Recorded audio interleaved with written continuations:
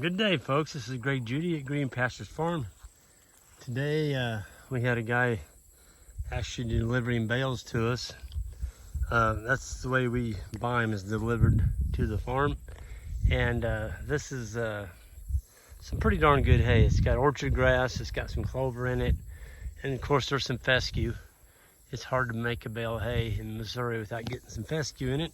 But you know, if you cut fescue right, it's still pretty darn good hay. All this hay was put up right. There's no wet bales. You can just tell by looking at it.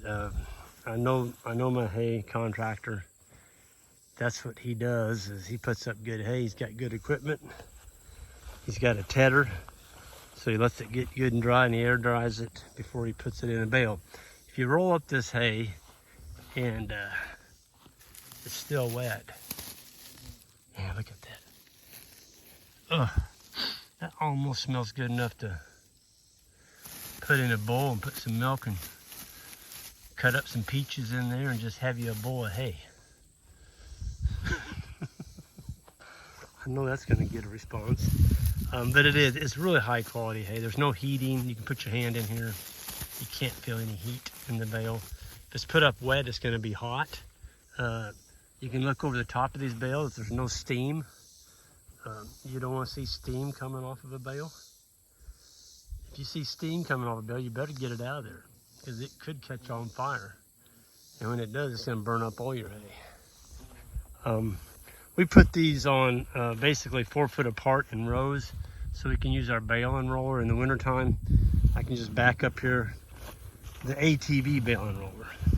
So we just back up, put the spikes in, and I gave the young men today off. They did chores this morning, but I did these by myself. We had the logs. They're already stacked up there by the end. And all of our bales are put up on logs. So you can see down through there. Some of them are pretty good sized log. I like a big log. I don't like a little bitty one. You can see they're all,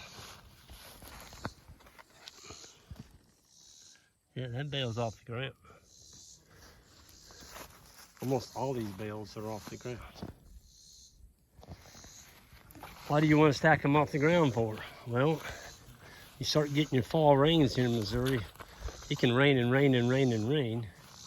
And if that bale's sitting on the ground, you're gonna lose from about right here all the way across the bottom. That bale's gonna be rotten by the end of December. We don't feed hay till January, sometimes the end of January.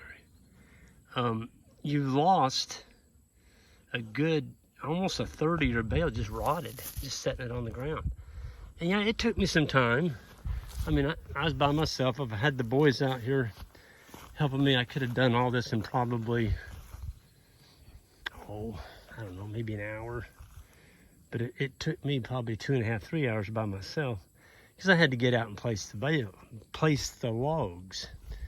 I'm kind of a bale snob when I go to stacking. There's a lot of money in these bales. I don't want them touching the ground. Okay, so if you're gonna stack logs for me under the bales, make sure they're 28 inches apart. So from that log to that log is 28 inches center to center. And if you'll do that, that bale's not touching the ground. And so your netting, when you cut it off in the wintertime, you cut this netting off, it's not frozen to the ground, it's not rotted away. But here's the big one. Well, I already covered the big one. You lose a third of your bale. But here's the next biggest one.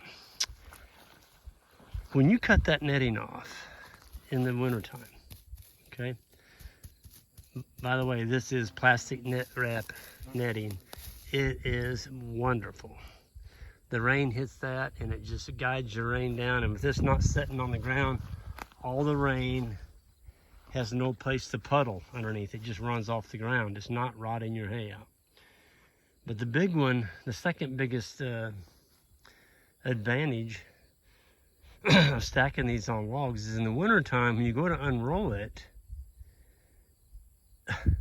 you don't have this great big rotten spot that comes off in one turn. So this will all come off on your first turn across the field.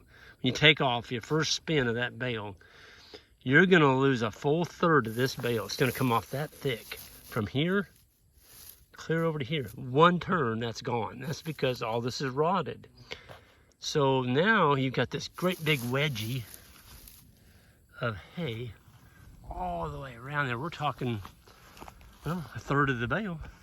And you just rolled it out in a great big thick mat, almost a foot thick. Do you think those cows are gonna eat that?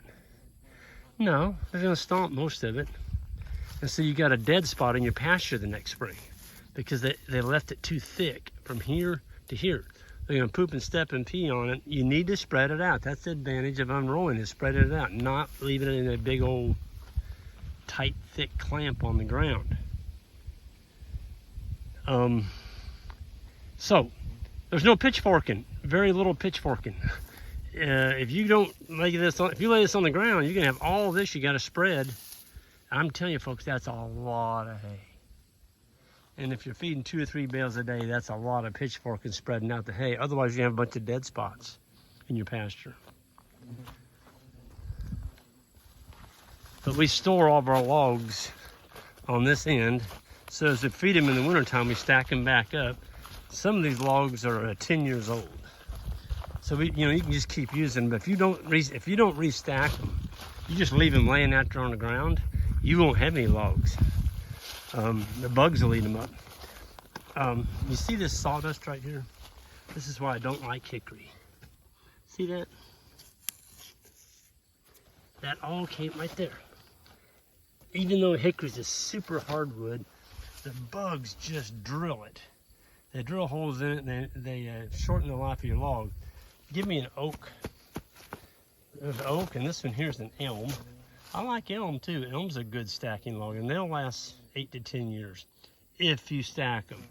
If you don't stack them up, you notice the way I'm kind of particular how to stack my logs. You want to crisscross them. And the first ones you lay down, there's one there, and there's one over there.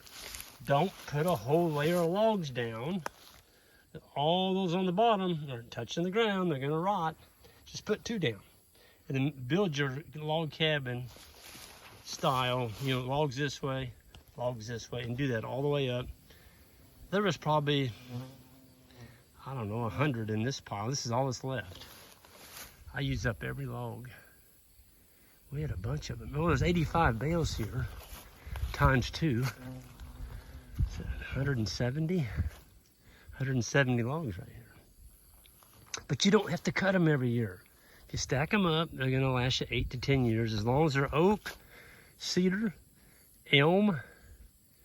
You could use bodark. Bodark will never rot. Matter of fact, that one right there is a bodark. You could use a black locust. Don't use soft maple. You'll get 1 year out of them. Don't use cottonwood or sycamore. They'll rot. Birch, I wouldn't use birch.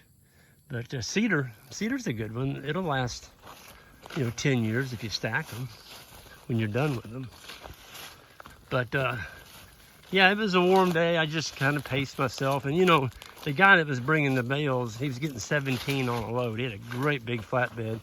And so it worked out pretty good. I mean, as he was going to get the next load, which was about an hour between loads, I had plenty of time to get this load stacked that I took off his trailer. And then I had a nice opening up here to stack his next load.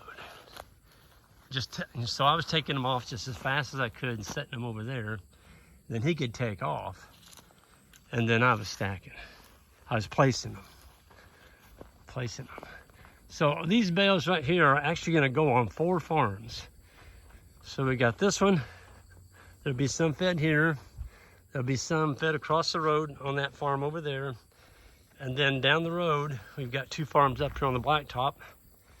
We'll be spreading there. Back there too. What we call Francis's Ridge. There's 160 acres back there. 120, I'm sorry. We'll get that. So we're actually gonna have 5 farms. So we just split them up. As the cows are rotated through here, we'll graze the stockpile.